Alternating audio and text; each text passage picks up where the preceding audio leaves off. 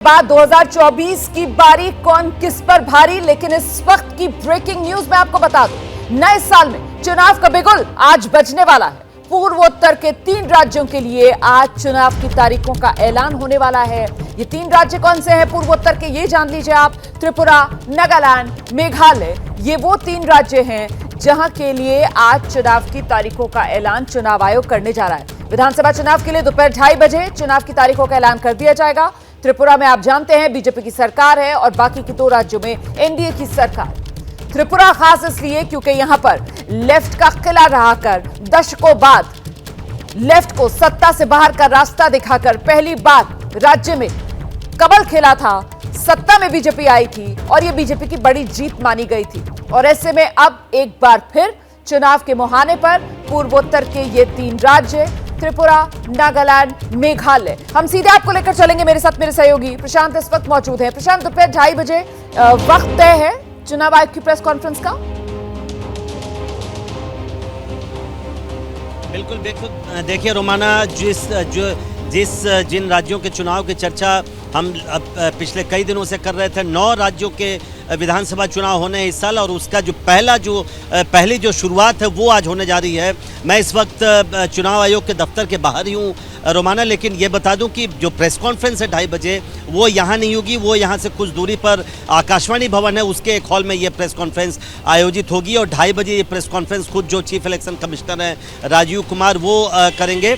लेकिन एक तरह से इसका जो टोन है, अगर हम बीजेपी की बात करें रोमाना, वो कल ही सेट कर दिया था प्रधानमंत्री ने राष्ट्रीय कार्यकारिणी की बैठक में, जब उन्होंने भाषण दिया था और कहा था बीजेपी कार्यकर्ताओं से कि 400 दिन कुल बाकी हैं लोकसभा चुनाव के लिए। और उसमें ये बात अंतर्निहित है, हम समझ सकते हैं, उसमें ये शामिल है जो 9 राज्यों के जो विधानसभा चुनाव है, क्योंकि जेपी नड्डा ने जब राष्ट्रीय कार्यकारिणी की शुरुआत की थी उसमें कहा था कि 9 राज्यों में बीजेपी को जीत दर्ज करनी है। और जो 9 राज्य हैं, जहां तक मुझे याद आ रहा है, उनमें से ज़्यादातर में बीजेपी या एनडीए की ही सरकार है, अगर हम छत्तीसगढ़ और राजस्थान को छोड़ दे तो इसलिए बीजेपी के लिए ज़्यादा बड़ी चुनौती है। और खासकर इन 3 राज्यों में, चूंकि नॉर्थ ईस्ट में बीजेपी ने जब से अपने पांव पसारे हैं, उनके लिए अब चूंकि हर राज्य में बीजेपी या एनडीए की ही सरकार है, लिहाजा बीजेपी के लिए ज़्यादा बड़ी चुनौती है। त्रिपुरा में उसी की सरकार है, एक मुख्यमंत्री बदला गया कुछ दिनों पहले, वहाँ पर नए मुख्यमंत्री आए हैं तो उनके नेतृत्व में वहाँ पर चुनाव लड़ा जाएगा। बीजेपी ने अभी 10 दिनों पहले ही जो गृहमंत्री अमित शाह, उन्होंने एक यात्रा की शुरुआत की थी वहाँ पे, जिसमें जेपी नड्डा भी गए थे। तो बीजेपी के लिए कड़ी चुनौती है, लेकिन विपक्ष कैसे बीजेपी का सामना करेगा यह भी बड़ी बात होगी। आज ममता बनर्जी भी जा रही हैं मेघालय, और कांग्रेस के लिए हालांकि पिछले चुनाव में ज्यादा अच्छा प्रदर्शन नहीं रहा था, जहां तक त्रिपुरा और नागालैंड का सवाल है। मेघालय में उनके तो लौटेंगे आपके पास, आप नजर बनाकर रखेगा। तो फिलहाल बड़ा दिन है आज, और देखिए 2023 वो जो 9 विधानसभा चुनाव होने हैं उसी का बिगुल चुनाव आयोग की तरफ से चुनाव की तारीखों को लेकर आज फूंका जाना है। 3 राज्य जहां के विधानसभा चुनाव की तारीखों को लेकर चुनाव आयोग आज प्रेस कॉन्फ्रेंस कर ऐलान करने वाला है। और इस सबके बीच बीजेपी तो रणनीति के साथ अपनी तैयार है, कमर कस के तैयार है। राष्ट्रीय कार्यकारिणी जिसके समापन में कल जीत के लिए मोदी मंत्र दे दिया गया है, और वो क्या क्या है ये जान लीजिए आप। सभी धर्मों के कमजोर वर्ग तक पहुंचना है, ये बात साफ तौर पर प्रधानमंत्री नरेंद्र मोदी की तरफ से कल कह दी गई। बोहरा, पसमानदा, पढ़े लिखे मुसलमान, इन तक सरकार की नीति पहुंचे। प्रधानमंत्री मोदी की तरफ से बार बार इस बात को रेखांकित किया गया कि देखिए, भले ही मत मिले ना मिले, लेकिन मन जरूर मिलना चाहिए। हर दिन नेता अलग अलग जगह जाएं, लोगों से मुलाकात करें। ये अप्रोच कि मोदी आएंगे और चुनाव तो जीत ही जाएंगे, ये अप्रोच ठीक नहीं। प्रधानमंत्री नरेंद्र मोदी की तरफ से ये मंत्र दिया गया है, वोट मिले ना मिले, हर तबके तक पहुंचना जरूरी। मत मिले ना मिले, लेकिन मन मिलाना जरूरी। अति आत्मविश्वास से हमें बचना होगा। अति आत्मविश्वास मतलब ओवर कॉन्फिडेंस कि चुनाव में हम तो जीत ही जाएंगे, इस अति आत्मविश्वास, इस ओवर कॉन्फिडेंस से बचना होगा। तो जीत के लिए ये मोदी मंत्र जो मैंने आपको दिखाया। और आइए अब जल्दी से आपका परिचय कराते हैं खास मेहमान और हमारे संवाददाता जो इस वक्त हमारे साथ मौजूद हैं। श्रीनिवास हैं दिल्ली से, मैं उनका रुख करूंगी, लेकिन इस बीच सबसे पहले आपको दिखा देते हैं जो खास मेहमान हमारे साथ इस वक्त मौजूद हैं। जफर इस्लाम साहब प्रवक्ता हैं बीजेपी के, सुरेंद्र राजपूत जी कांग्रेस पार्टी के प्रवक्ता, डॉक्टर अजीज खान समाजवादी पार्टी के प्रवक्ता इस वक्त हमारे साथ मौजूद हैं। बहुत स्वागत आप सभी का। मुझे लगता है कि सबसे पहले जफर इस्लाम साहब के पास चलते हैं और उनसे जानते हैं कि ये मुसलमानों तक पहुंचने की बीजेपी की जो रणनीति है, जो प्रधानमंत्री नरेंद्र मोदी ने राष्ट्रीय कार्यकारिणी में मंत्र दिया है, सवाल ये कि मुसलमान बीजेपी पर भरोसा करेगा क्या जफर भाई?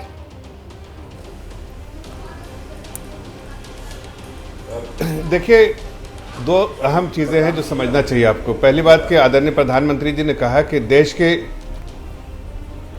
आपको मेरी आवाज आ रही है? जी बिल्कुल साफ आवाज आ रही है। मेरी आवाज, आपकी आवाज मुझे इधर आ रही है, बार बार मेरी आवाज मुझे वापस। तो मैं ये कह रहा था कि देश के प्रधानमंत्री ने कहा कि पार्टी का दायित्व है कि हर लोगों को, खासकर जो दबे कुचले गरीब, जो कमजोर लोग हैं, पसमानदा लोग हैं, वो मुस्लिम समाज से जो है उनको उनके पास जाना चाहिए, उनका उत्थान करने की जरूरत है। वोटों की राजनीति के लिए नहीं कहा उन्होंने कहा वोट दे ना दे ये तो उनका दायित्व है, लेकिन हमारा जो दायित्व है कि हर तक पहुंचना, हर को का उत्थान करना, हर को मजबूत बनाना, हर का दामन थामना, हर का हाथ थामना, एक कमजोर व्यक्ति का हाथ थामना, ये हमारा फर्ज है और वो हम फर्ज निभाएंगे, चाहे वोट दे चाहे वोट ना दे। ये वोट की राजनीति के लिए नहीं कहा। तो सुरेंद्र राजपूत जी, ठीक है सर, ठीक है सर, आप जो बात कह रहे हैं, मुझे लगता है सुरेंद्र राजपूत जी के पास चलते हैं। यहाँ पे बात मत की है ही नहीं। आप सुन रहे हैं जफर इस्लाम कह रहे हैं कि मत नहीं, हम तो मन मिलाने निकले हैं, और अगर इस मकसद के साथ बीजेपी आगे बढ़ेगी तो फिर राजनीतिक दलों के पास तो बीजेपी की कोई काठी नहीं बचेगी सर। 80-20 यहाँ तो कोई फासला रहेगा ही नहीं सुरेंद्र राजपूत जी।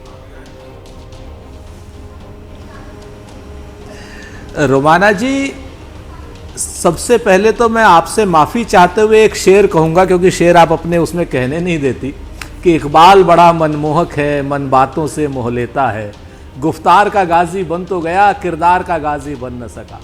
ये लोग गुफ्तार के ही तो गाजी हैं। इन लोगों की बातें सुनिए बड़ा मन लगता है।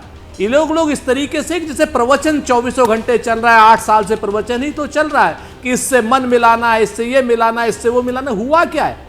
आप इस चीज को देखिए ना, मन मिलाते मिलाते आपने सांप्रदायिकता का विद्वेष इतना ज्यादा देश में फैला दिया कि आज प्रधानमंत्री को स्वयं कहना पड़ रहा है कि वोट मिले ना मिले रीच आउट कीजिए। मन आपने सांप्रदायिकता का विद्वेष इस हद तक पैदा कर दिया कि नूपुर शर्मा जैसी भारतीय जनता पार्टी की प्रवक्ता ने, क्या नाम, एक धर्म विशेष के खिलाफ किस तरीके की अभद्र टिप्पणी की, जिसकी पूरी दुनिया में कठोर निंदा हुई और भारत को भी निंदा करनी पड़ी, और कहीं ना कहीं भारतीय जनता पार्टी को उन सब लोगों को फ्रिंज एलिमेंट कहना पड़ा। तो ऐसे लोगों के बाद आप जब बात करते हैं मन मिलाने की, तो भरोसा नहीं होता है। मैं आपको बताऊं, जब भरोसा उस बात पर भी नहीं होता जब आप कहते हैं कि हम हर आदमी को काम देंगे। काम कैसे दे देंगे? आपके पास बेरोजगारी की दर सबसे ऊंची है हिंदुस्तान। आपने यहाँ पर बहुत सवाल उठा दिए और आपने यहाँ पर पूरी घेराबंदी कर दी है। जफर इस्लाम साहब को आने दीजिए अब जवाब देने के लिए। जफर इस्लाम साहब, तो फिर मत नहीं, मन मिलाने की जो बात पीएम कह रहे हैं, सुरेंद्र राजपूत की नजर से क्या वो मजबूरी है सर प्रधानमंत्री नरेंद्र मोदी की? देखिए, ये उस पार्टी के प्रवक्ता है जिन्होंने कभी मुस्लिम समाज को वोट बैंक के अलावा कुछ देखा ही नहीं, इसलिए इनका तकलीफ हो रही है उनसे, इसलिए कि उनका मन नहीं मिलाया, उनको डराया, उनको एक कोने में रखा, वोट बैंक की तरह इस्तेमाल किया और फिर छोड़ दिया। आज अगर सच्चर कमेटी की रिपोर्ट उनको आईना दिखाती है कि सच्चर कमेटी की रिपोर्ट कि आपने मुस्लिम समाज के लिए क्या किया था 70 सालों में, वो आप खुद देख लीजिए, उसका लेखा जोखा आपके सरकार के समय हुआ है। लेकिन हमने बराबर कहा कि वेलफेयर स्कीम बिना भेदभाव के सब समाज के सब वर्ग को जाना चाहिए। आज मुस्लिम समाज के हर वर्ग को, मुस्लिम समाज के लोगों को वेलफेयर का स्कीम का पूरा फायदा होता है। आप चाहे हिंदुस्तान के किसी कोने में चले जाइए, अगर आपको नहीं होगा तो आप मुझे फोन करके बताइए। सुरेंद्र राजपूत जी को मैं चैलेंज करता हूं, क्या जरा देखिए, बिना भेदभाव के सरकार जो है वो सबके भले के लिए, सबके विकास के लिए आगे बढ़े। एक मिनट में एक रिएक्शन अपने बाकी दो और मेहमानों से, उसके बाद दोबारा आऊंगी। सिर्फ 5 सेकंड 10 सेकंड नहीं, मैं प्रॉपर जफर भाई ने बात कही। डॉक्टर अजीज खान, डॉक्टर कलीमुल हफीज साहब, मेरे साथ दो खास मेहमान और मौजूद हैं और आप दोनों से मेरा सवाल एक ही है। पहले मैं समाजवादी पार्टी के प्रवक्ता अजीज खान का रुख करती हूं। अजीज खान साहब, यहां पर जो बात कह रहे हैं ना बीजेपी के प्रवक्ता जफर इस्लाम साहब कि साहब वोट बैंक के तौर पर अभी तक मुसलमानों को देखा गया, तो सर क्या तारीफ नहीं करनी चाहिए बीजेपी के इस नजरिए की, जहां पर प्रधानमंत्री ये कहने की हिम्मत जताते हैं कि मत मिले ना मिले लेकिन मन मिलाने की कोशिश करनी चाहिए। सर कोई तो राजनीतिक दल इस देश में है जो वोट बैंक से आगे बढ़कर मुसलमान को देख रहा है। अजीज खान साहब पहले आप आ जाइए, फिर कलीमुल हफीज साहब के पास जाऊंगी। देखिए रुमाना जी, वाकई में अभी राजपूत जी जो कह रहे थे, मुझे भी कहना पड़ेगा कि इतने चेहरे न बदल, थोड़ी सी शोहरत के लिए कहीं पहचान न खो जाए रफ्ता रफ्ता। साहब ये जो गिरगिट की तरह रंग बदलने का जो काम चल रहा है, मुझे लग रहा है इस देश का समाज, इस देश के लोग इस बात को समझते हैं। भाई इको और आप प्लीज ठीक कर दीजिए। दूसरी बात मैं आपको बताना चाहूंगा कि साहब ये कह रहे हैं साहब सबका साथ, सबका विकास, सबका विश्वास तो इन्होंने खो दिया।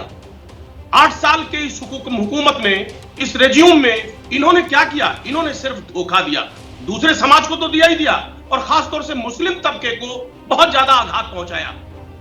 क्या फैसिलिटी दी, क्या दिया मुस्लिम समाज को?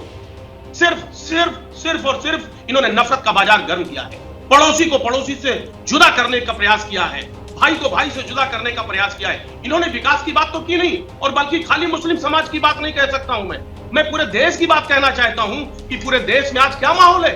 आज हालात बिगड़ गए हैं, आज बेरोजगारी और महंगाई चरम पर है, उस पर बात नहीं हो रही है। सिर्फ ये वोट बैंक की राजनीति करने के अलावा मुझे लगता है कि ऐसे जनरलाइज जब आप करते हैं ना सर, तो स्पेसिफिक कहने के लिए कुछ नहीं होता आपके पास, ये आप बता रहे होते हैं। आप यहाँ पर भाषण थोड़ी देने के लिए आए हैं, अपना पॉइंट तर्क के साथ रखिए ना सर। मैं दोबारा आपके पास आऊंगी, कलीमुल साहब के पास जरा लिए चलते हैं और उनसे जानते हैं। कलीमुल साहब, क्या इस बात की तारीफ नहीं की जानी चाहिए कि जहां एक तरफ तमाम राजनीतिक दल जो हैं वो सिर्फ और सिर्फ वोट बैंक की नजर से मुस्लिम समाज को देखते हैं, वहीं बीजेपी की तरफ से प्रधानमंत्री मोदी मंत्र ये दे रहे हैं कि भले ही वोट मिले ना मिले, लेकिन साथ लेकर चलने की पहल करो। नहीं, देखिए, भारत जैसे विशाल देश का प्रधानमंत्री अगर कोई बात कह रहा है तो उसकी विश्वसनीयता कितनी है कि उसका एक सांसद कह रहा है कि इस वर्ग का पूरा आप बहिष्कार करिए, इससे कोई सामान खरीदिए मत, बेचिए मत। एक सांसद कह रहा है कि अपनी चाकू छुरियां तेज करा लो ताकि इनके गर्दन और मुंह काटने के काम आए। एक सांसद कह रहा है कि गोली मारो, डैश डैश डैश। एक कह रहा है कि मुल्ले काटे जाएंगे। कहां कह रहा है? वो कह रहा है जंतर मंतर पर। उसके बाद अब आइए टेक्निकल तर्क पे। 59 मंत्रालय हैं पूरे भारत सरकार के, उसमें एक भी मंत्री, 75 मंत्रियों में एक भी मंत्री मुस्लिम नहीं है। 59 मंत्रालयों में 26 मंत्रालय ऐसे हैं जिसमें एक भी क्लास A+ का ऑफिसर नहीं है मुस्लिम। एक भी कोई CBI, IB, ID, IT किसी का हेड मुस्लिम नहीं है। आप जो बात कह रहे हैं सर, मैं इस पर जवाब लूंगी। ये महत्वपूर्ण बात है कि एक तरफ जब मुसलमानों को जोड़ने की बात की जाती है, पॉलिटिकल रिप्रेजेंटेशन मुसलमानों को देने के मामले में बीजेपी हाथ क्यों खींच लेती है? कथनी और करनी में क्या ये फर्क नहीं है कि एक तरफ बीजेपी के जो सांसद हैं वो इस तरीके के भड़काऊ बयान देते हैं जिस पर चुप्पी बीजेपी नेतृत्व की तरफ से साध ली जाती है? ये तमाम अहम बिंदु हैं सर कलीमुल्लाह साहब जो आपने उठाए, इस पर जवाब लूंगी मैं जफर इस्लाम साहब से। लेकिन इस बीच आपको लेकर चलते हैं, पूर्व जेडीयू के नेता, राज्यसभा के सांसद रहे अली अनवर साहब हमारे साथ मौजूद हैं। और अली अनवर साहब आज बेहद खास मेहमान इसलिए हैं क्योंकि पसमानदा मुसलमानों के विकास के लिए ऑल इंडिया पसमानदा मुस्लिम महाज नाम का संगठन इन्होंने ही बनाया था। ऐसे में अली अनवर साहब अब जब देश के प्रधानमंत्री पसमानदा मुसलमानों तक पहुंचने की बात करते हैं तो आप उसे किस नजरिए से देखते हैं? स्वागत करेंगे आप इस पहल का?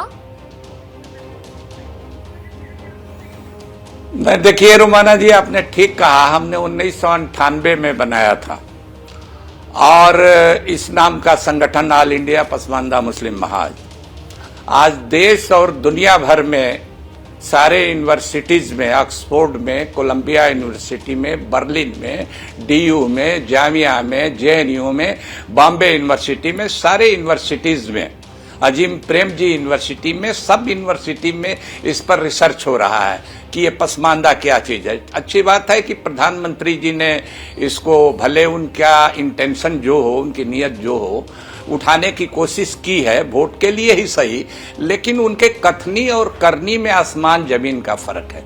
देखिए 2-3 सवाल है, मैं ज्यादा, हमारे पास समय नहीं है, हम मीटिंग में जा रहे हैं जी। आपने कहा तो मैं रुक गया।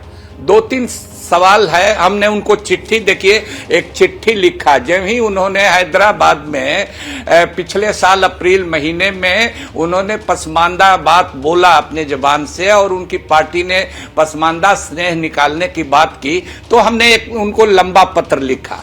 तो ये पत्र में उसका जवाब आज तक उन्होंने नहीं दिया। देखिए उसमें क्या है, दो बात है। हमने ये कहा कि भाई बुलडोजर भी चलेगा, मार काट भी होगी, लब जिहाद भी चलेगा, घर वापसी भी होगी, नफरत की आंधी भी बहेगी, तो आपका ये जो स्नेह का है ये काम नहीं करेगा। पहली बात तो इसको रोकिए। क्या उन्होंने रोका? दूसरी बात, हमने दूसरी बात कहा कि मुसलमानों में भी, पसमानदा के अंदर भी दलित मुसलमान हैं, ईसाइयों में भी दलित हैं, उनको शेड्यूल कास्ट का स्टेटस देने की सिफारिश मैं तो बहुत पहले से कह रहा हूं, और लेकिन सच्चर कमेटी या रंगनाथ मिश्रा कमीशन ने भी इसकी सिफारिश की है, तो उसको मान लीजिए। अच्छी बात है, उन्होंने एक कमीशन बनाई, एक कमीशन बनाया, लेकिन कमीशन बनाने के तुरंत बाद सुप्रीम कोर्ट में लिख के भी दे दिया कि हम ये काम नहीं करेंगे, इसलिए कि मुसलमानों में और ईसाइयों में छुआछूत की बात नहीं होती है। तो आपने कमीशन क्यों बनाया, और कमीशन बनाया तो ये बात लिख के क्यों दे दी? तो इससे उनका इंटेंशन साफ झलकता है। तीसरी बात मैं कहना चाहता हूं, जो हमने इसमें उठाया भी है, कि हमने कहा कि भाई बिल्किस बानो वो भी तो पसमानदा है। इत्तेफाक की बात है कि बिल्किस बानो प्रधानमंत्री मोदी जी की अपनी जाति जो है घांची, उसी जात की वो महिला है, और उसके बलात्कारियों को आप छोड़ रहे हैं, छोड़ ही नहीं रहे हैं, मर्डरर्स को, बलात्कारियों को, उसका जश्न आपके लोग मना रहे हैं। आपके राज्य में ये हो रहा है। आपके जो गृह मंत्री जी अमित शाह जी वो कहते हैं कि सबक सिखा दिया, तो भाई किसको सबक सिखाया? बिल्किस बानो को सबक सिखाया कि जो बलात्कारी हैं, जो मर्डरर हैं, उनको सबक आपने सिखाया? अभी देखिए, इधर मैं जेएनयू में गया था, लड़कों की मीटिंग थी, सारे यूनिवर्सिटी में लड़के निकल रहे हैं, मीटिंग कर रहे हैं। साहब, आपकी बात सुनकर मुझे ऐसा लग रहा है कि बहुत गाते हैं मन में। जल्दी ये मामला जो है वो इस तरीके से ये मनभेद जो है वो खत्म होने वाला नहीं है सर, क्योंकि आप भी बहुत व्यस्त हैं। मैं आपसे बस ये जानना चाहती हूँ कि वो पहला कदम कौन सा होना चाहिए जिसके बाद आपको लगता है कि भरोसा जो है वो बढ़ेगा मुस्लिम समाज और बीजेपी के बीच? क्या वो जो एससी वाला रिजर्वेशन है पसमानदा मुसलमानों के लिए, वो पहला कदम हो सकता है? तीनों काम हमने कह दिया। पहला काम यह है कि मारकाट बंद कीजिए, मारकाट बंद कीजिए, कपड़े से पहचानना बंद कीजिए, सबक सिखाना बंद कीजिए, और ये कहिएगा कि सर झुका के रहना होगा इस देश में, तो हमारे संविधान से चलेगा कि मनुस्मृति से ये देश चलेगा। हु इज भागवत जी कौन होते हैं? आरएसएस ये तो आप भी ज्यादती कर रहे हैं सर, आप गलत बयानी कर रहे हैं सर। झुकाकर रहने की बात तो किसी ने नहीं कही है, ये तो आप ज्यादती कर रहे हैं सर। भागवत जी ने कहा कि सबको बराबरी के हिसाब से रहना होगा, नहीं कोई किसी से ऊपर है, ये सोच हटानी होगी सर। ये सर मैं आपको सिर्फ फैक्चुअली करेक्ट कर रही हूँ सर, झुकाकर रहने की बात नहीं की गई है जी। रोमाना जी देखिए, जितनी आपकी उम्र है उतना से ज्यादा मैं पत्रकार रहा हूं, और हम लोग अर्थ समझते हैं। कपड़े से पहचानने की बात, बटन यहां दबाओ कि शाहीन बाग को करंट ले गए, ये भी हम लोग पहचानते हैं। तो इतना बेवकूफ मत समझिए, इतना बेवकूफ कम से कम आप मत समझिए, आप जर्नलिस्ट हैं, आप मत समझिए कि हम लोग किसी के घुमा फिरा के बात कहने को नहीं समझते हैं। ये देश संविधान से चलेगा, बहुत है इस देश में जमहूरियत है, हम इस देश के बराबर के नागरिक हैं। जानना चाह रही हूं सर, ये जो बयान है जिसको लेकर आज मैं आपसे चर्चा कर रही हूं, ये कल दिया गया है सर। क्या एक नई शुरुआत के तौर पर आपको लगता है कि कदम ताल की जा सकती है? मुसलमान बीजेपी पर भरोसा करें, बीजेपी की तरफ से ये जो पहल है, क्या इसका स्वागत किया जाना चाहिए? और ऐसे में मैं तो आपसे ये जानना चाह रही हूं सर कि वो पहला कदम क्या हो जिसके बाद आपको लगता है कि वाकई में विश्वास बढ़ेगा? हमने कहा है ट्रस्ट डेफिसिट है। एक शेर कोई कह रहे थे इसके पहले, हम भी एक शेर कह करके हमको छुट्टी दीजिए, हमारी मीटिंग में देर हो रही है। हमने कहा है और जा रहे हैं, गया जिले में आज मीटिंग है, वहां भी यही कहने जा रहे हैं, अमीर शहर की हमदर्दियों से बच के रहना, अमीर शहर की हमदर्दियों से बच के रहना, ये सर से बोझ नहीं सर ही उतार लेते हैं, सर ही उतार लेते हैं। हमारी तो ये अवधारणा है कि ये झांसा में आने वाले पसमानदा मुसलमान नहीं है। पसमानदा का मतलब होता है सेकुलर, पसमानदा का मतलब होता है सांप्रदायिकता का विरोध।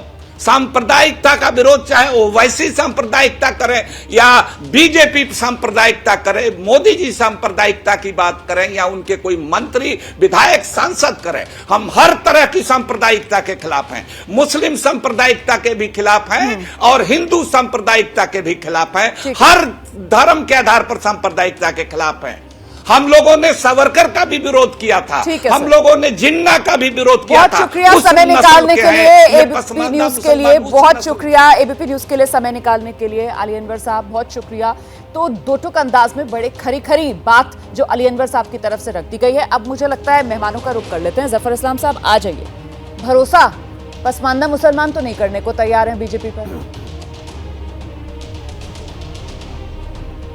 देखिए, ये लोग वो लोग हैं जो सत्ता की लालच में और मुस्लिम समाज को कटघरे में रखना चाहते हैं हर वक्त। आपके इनके पेट में क्यों दर्द हो रहा है? एक अच्छी शुरुआत है। आदरणीय प्रधानमंत्री जी ने कहा कि आप वोट बैंक की तरह उसको इस्तेमाल करते हैं। मैं वोट बैंक नहीं चाहिए, मुझे सब समाज के लोगों को साथ चाहिए, साथ लेकर चलना चाहिए। जफर भाई, कौन सी जफर भाई, जफर भाई, लेकिन सवाल ये कि वो जो बात कह रहे थे वो कह रहे थे कि भरोसा मुसलमान कैसे करें। उन्होंने बिल्किस बानो का यहाँ पर जिक्र किया। क्या बिल्किस बानो पसमानदा मुस्लिम समाज से नहीं आती और वो महिला नहीं है, जिसको लेकर बार बार बीजेपी की तरफ से कहा जाता है कि हमने मुस्लिम महिलाओं के लिए देखिए कितने अहम फैसले लिए हैं। तो बिल्किस बानो जो है, जब उसके साथ न्याय की बात आती है तो बीजेपी की तरफ से चुप्पी साध ली जाती है। इसके अलावा और जो वो तमाम बातें गिना रहे थे, जिस तरीके से बीजेपी के सांसद हैं उनकी तरफ से भड़काऊ बयान दिया जाता है, उन पर एक्शन क्यों नहीं लिया जाता है? जफर भाई, कदम तो आगे बढ़ाना होगा ना, कहने से काम कैसे चलेगा? यही बात तो सारे पैनलिस्ट कह रहे हैं। देखिए, इनके पेट में दर्द हो रहा है कि मुस्लिम समाज की बात हमारी भारतीय जनता पार्टी और देश के सर्वोच्च लीडर जो है उन्होंने की है। जाहिर है इनके पेट में दर्द होगा, इसलिए कि इनके लिए तो वोट बैंक है वो। और मैं आपको यकीन दिलाना चाहता हूं, मुस्लिम समाज अब इनके जो गुमराह करने वाली तरीके हैं, नीतियां हैं, उनसे अब दूर जाना चाहती है। यूथ जो है वो मेन स्ट्रीम में आना चाहता है और उसको कहीं ना कहीं ऐसा लगता है कि ये सारी पार्टियां जो है उनको अपने फायदे, अपने राजनीतिक फायदे के लिए इस्तेमाल करती है। इसलिए आगे आने वाले दिनों में आप देखिएगा, ना तो कांग्रेस के साथ, ना इन सब पार्टियों के साथ कोई भी मुस्लिम समाज का यूथ जुड़ेगा। यूथ को इक्वल अपॉर्चुनिटी चाहिए और भारतीय जनता पार्टी उसी पे यकीन करती है। आदरणीय प्रधानमंत्री जी ने उसी का जिक्र किया है। अजीज खान साहब, अगर बीजेपी पसमानदा मुसलमानों का भरोसा जीतने में कामयाब हो जाती है सर, फिर तो वो तमाम राजनीतिक दल जो मुसलमानों को वोट बैंक समझकर अपनी दुकानें चला रहे थे, शटर डाउन। देखिए, ऐसा है जैसा कि इन्होंने कल स्टेटमेंट दिया माननीय प्रधानमंत्री महोदय, समाजवादी पार्टी इस बात को चाहती है कम से कम मुल्क में जो नफरत का बाजार गर्म उसे खत्म तो करो, बड़े वोट के लालच में खत्म करो। पड़ोसियों से जो पड़ोसियों का जुदा करने का जो आप बाजार गर्म किए हैं, नफरत की दुकान चला रहे हैं, अब उसे खत्म करिए। उसे खत्म करना होगा और खाली दिखावे से कुछ नहीं होगा। बार बार मैं एक ही बात कह रहा हूं, दिखावे से कुछ नहीं होगा, स्टेटमेंट देने से कुछ नहीं होगा, प्रैक्टिकली लाइए ना। आप प्रैक्टिकली लाना नहीं चाहते और ना लाएंगे। अभी अनवर साहब तमाम बातें कह रहे थे कि साहब कई स्टेटमेंट उन्होंने कोट किया, चाहे सांसद का हो, चाहे बिल्किस बानो का मामला हो, रंगनाथ मिश्रा स्ट्रक्चर कमेटी, तमाम मुद्दे। कहीं इन्होंने मुस्लिम कम्युनिटी के लिए, पसमानदा मुस्लिम के लिए कोई जगह छोड़ी है? चलिए ठीक है सर, बहुत शुक्रिया आप सभी का इस चर्चा में हमारे साथ जुड़ने के लिए। समय फिलहाल इतना ही है। कुल मिलाकर बीजेपी की तरफ से ये आउटरीच, जो पहल पसमानदा मुसलमानों तक पहुंचने का, और कुल मिलाकर बात सिर्फ इतनी सी है कि अगर मुसलमान बीजेपी पर भरोसा जता देते हैं तो फिर 2024 में 400 पार बीजेपी को पहुंचने से कोई रोक नहीं पाएगा। मुसलमान तैयार तो 2024 में बीजेपी 400 पार। जी, बीजेपी की राष्ट्रीय कार्यकारिणी की बैठक में प्रधानमंत्री नरेंद्र मोदी ने जब जीत का मंत्र दिया 2024 के लिए, तो पीएम की तरफ से कहा गया कि हर समाज के हर तबके तक हमें पहुंचना है। खासतौर पर प्रधानमंत्री मोदी ने पसमानदा मुसलमानों का जिक्र किया है। अब पीएम मोदी के इस बयान को लेकर जिस तरीके की हलचल है, उसमें सबसे अहम हो जाते हैं खुद पसमानदा मुसलमान, जिनका जिक्र प्रधानमंत्री की तरफ से किया गया। और वो पीएम मोदी के बयान को लेकर क्या सोच रहे हैं, प्रधानमंत्री नरेंद्र मोदी का बयान क्या उन तक पहुंचा है, इसी को जानने के लिए आइए सीधे आपको लेकर चलते हैं। दिल्ली से हमारे सहयोगी श्रीनिवास इस वक्त मौजूद हैं, जो पसमानदा मुसलमानों के बीच पहुंचे हुए हैं और उन्हीं का मन टटोलेंगे, ये समझने की कोशिश करेंगे कि प्रधानमंत्री के बयान को लेकर क्या है पसमानदा मुसलमानों की सोच। श्रीनिवास।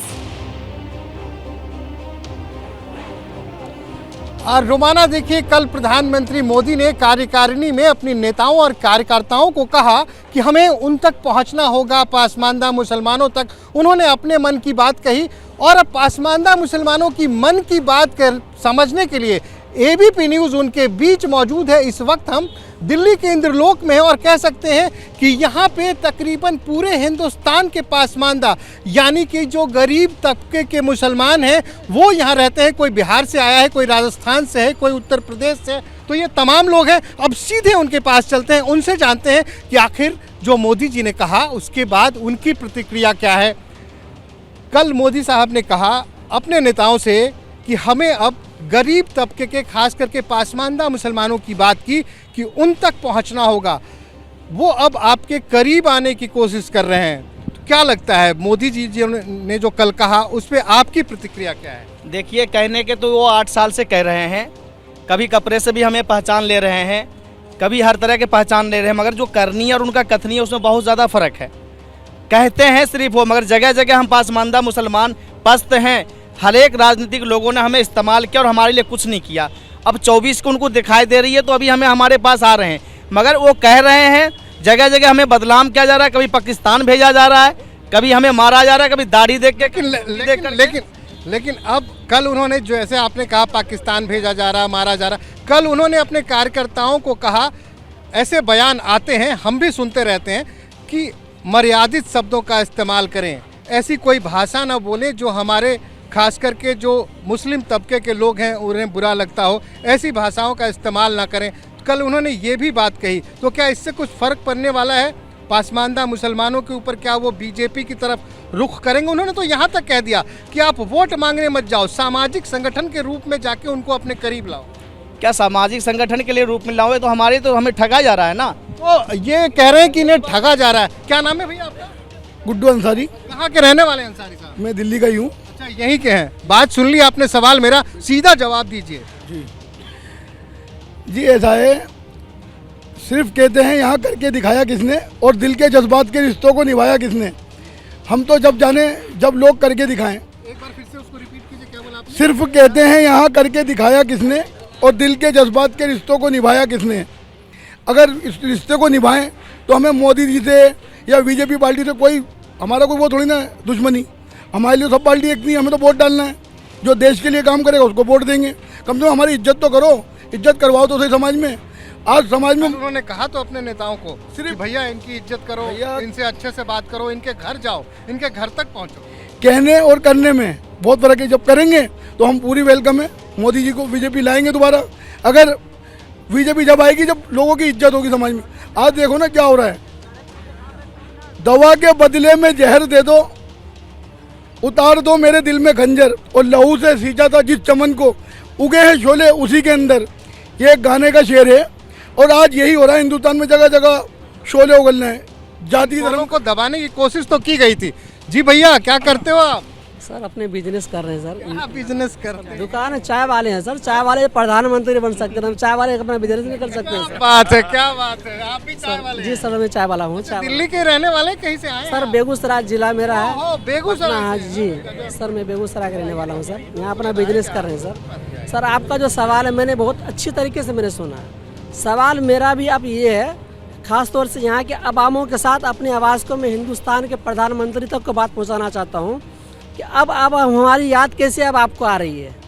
क्योंकि 8 साल आपने जो वक्त गुजारा है, हमें बहुत ज़्यादा आपने जलील किया है। जलील कैसे किया? आपने तो एक लफ्ज़ बोल दिया है, लेकिन आपके नेता प्रतिनिधि जितने भी मंत्रिमंडल के लोग हैं, किसी ने ये नहीं कहा कि एक शब्द के ऐसा लफ्ज़ क्यों इस्तेमाल कर रहे हो हिंदुस्तान। बोला कल मोदी जी ने बोला कि ऐसा लफ्ज़ नहीं तो सर, अब डोर टू डोर कैंपेन इसलिए हो रहा है कि 2024 का चुनाव आने वाला है। ठीक है, नेता तो चुनाव तो सर नेता तो यही कहना चाह रहा हूँ कि नेता अब इस बात को क्यों याद कर रहे हैं। हम तो 2000 पहले भी रहे थे, 2014 से पहले भी यहाँ पर थे। क्यों याद कर रहे हैं? क्यों याद कर रहे हैं? देखिए गरीबों को देखते चले, बढ़िया से सबको धर्म को निभाते चबा चले। क्या रहे हैं? हो ऐसे कोई अरे मत चबाओ भैया, आगे बोलो। बढ़िया से सबको लेकर साथ में जोड़े तो बढ़िया देख चले। मोदी जी तो कह रहे हैं कि आ रहे हैं जोड़ने के लिए आपके घर पे, बिल्कुल जोड़े सर। तो जुड़ जाएंगे आप? हाँ बढ़िया से अगर देख चलाएगा तो जुड़ जाएंगे। जुड़ जाएंगे। हाँ क्या गरीब नाम है आपका? मोहम्मद साबिर। साबिर आप भी दिल्ली के हैं कि बिहार से? बिहार से, बेगूसराय जिला। बेगूसराय वाले बहुत हैं यहाँ पे। जी भैया, जी मैं भी बिहार बेगूसराय का रहने वाला हूँ। नाम बताइए। मोहम्मद नौशाद खान। मोहम्मद नौशाद खान जी। तो हर एक इलेक्शन में यही लॉलीपॉप दिया जाता है, पासबंदा को ये करूंगा और छोटे जाति को ये करूंगा, लेकिन होने का कुछ नहीं होता। सर 1998 से अली अनवर साहब इसमें लगे हुए हैं। हर एक साल हर एक पार्टी कोई भी जीत के आती है। तो अली अनवर साहब तो दो बार राज्यसभा में मजे ले। हाँ, तो उनकी आवाज को दबाया जा रहा है, उनकी आवाज को कोई उठाया नहीं जा रहा। उनको तो राज्यसभा भेजा गया आवाज उठाने के लिए, नहीं चला हुआ, उनकी बहुमत नहीं चला। उसके बाद जो जब भी इलेक्शन होती है तो ये लॉलीपॉप। ये बताइए, मोदी जी ने कल तो कह दिया कि भैया इनको दिल के करीब लाओ अपने पास। मोदी जी दिल के करीब पे सिर्फ भाषण है उनका। अच्छा। मोदी जी कहेंगे पसबंदा को छोटी जाति को लाओ। भाषण के साथ शायद राशन भी दे रहे हैं आप। राशन तो एक कांग्रेस पार्टी से भी आती थी, उससे कोई मतलब नहीं है। और उनकी संसद कहेंगे गोली मारो सालों के, तो हम कहाँ जाएंगे भाई? हम पासबंदा गरीब कहाँ जाएंगे? एक तरफ प्रधानमंत्री कहते हैं उसको उठाओ, उस तो उनकी संसद कहते हैं उसको कुचल दो। तो ये हमारे हिंदुस्तान के दस्तूर बन गया है। और अगर उन्होंने जैसा मोदी जी ने हाँ, जिस तरह से मोदी जी ने कहा, मैंने पहले भी बोला था कि इस तरह के शब्द ना उन्होंने कर दिया था इस्तेमाल, अब आप मत कीजिएगा। जी भैया, कान में तो आपने कुछ लगा रखा है। ब्लूटूथ है। ब्लूटूथ है, ये हटा दिया आप। तो ये बताइए, अब आप सुन पाए थे? आप में क्या बात? हाँ जी, बिल्कुल सुन पाया था। तो ये बताइए, अब तो आपके घर घर तक बीजेपी आने वाली है, पासवानदा।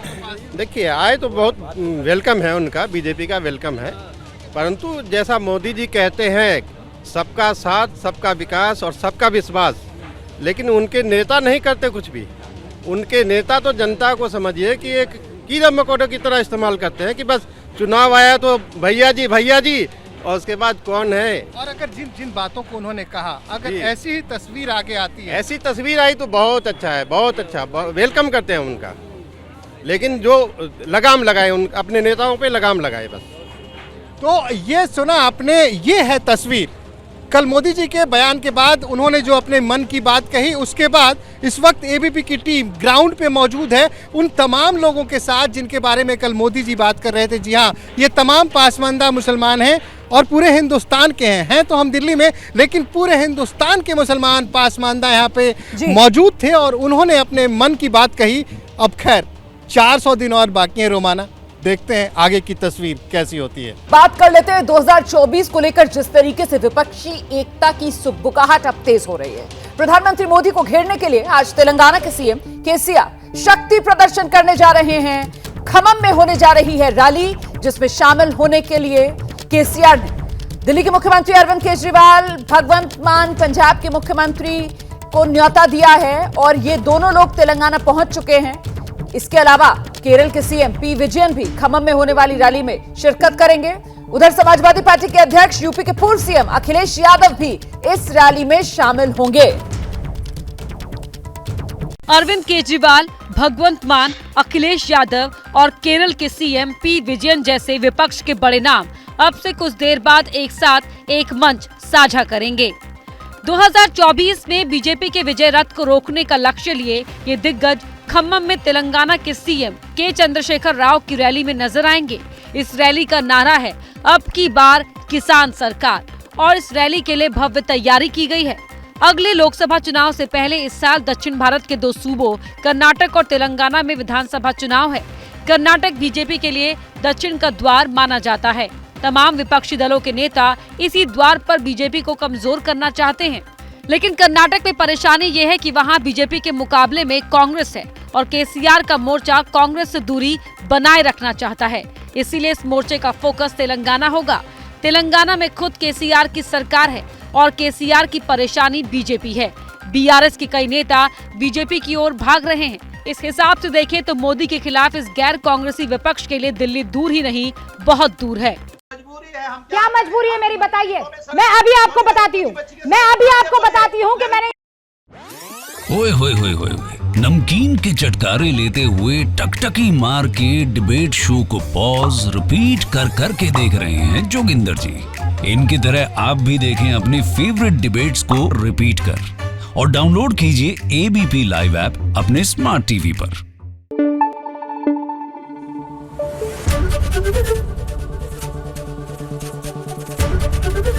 एबीपी न्यूज आपको रखे आगे।